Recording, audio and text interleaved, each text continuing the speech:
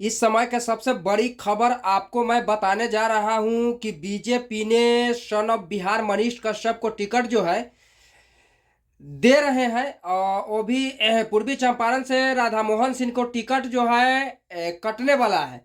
ये बहुत बड़ी खबर मैं अभय प्लेटफॉर्म के माध्यम से आप सभी को बताने वाला हूं कि मनीष कश्यप को बीजेपी ने टिकट दे सकता है।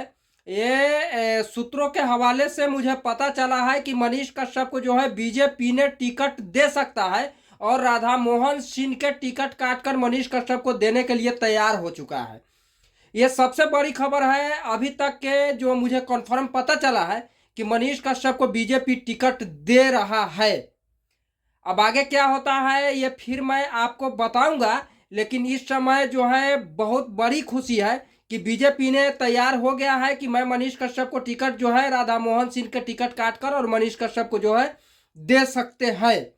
लेकिन अब देखिए कि आगे क्या होता है। मनीष कश्यप अपना जो है कार्य कर रहे हैं, हर जगह पे घूम रहे हैं। मनीष कश्यप ने निर्दलीय लड़ने के लिए दावा ठोके थे, निर्दलीय लड़ रहे हैं, मैदान में कूद चुके हैं और मैदान में कूद रहे हैं, लोगों से मुलाकात भी कर रहे हैं, लोगों को 5 साल के लिए मौका मांग रहे हैं कि मुझे एक बार मौका दे के आप लोग देखिए।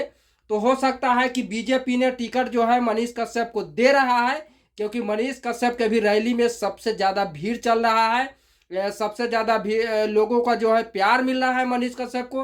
रोड शो में भी लोग जुट रहे हैं।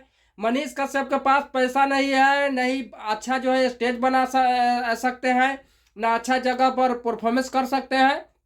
तो कहीं ना कहीं मनीष कश्यप अगर ऐसे भी उतर जा रहे हैं तो लोग समर्थन जो है काफ़ी समर्थन जुट रहे हैं, मनीष कश्यप के लिए नारा लगा रहे हैं, मनीष कश्यप को मांग कर रहे हैं।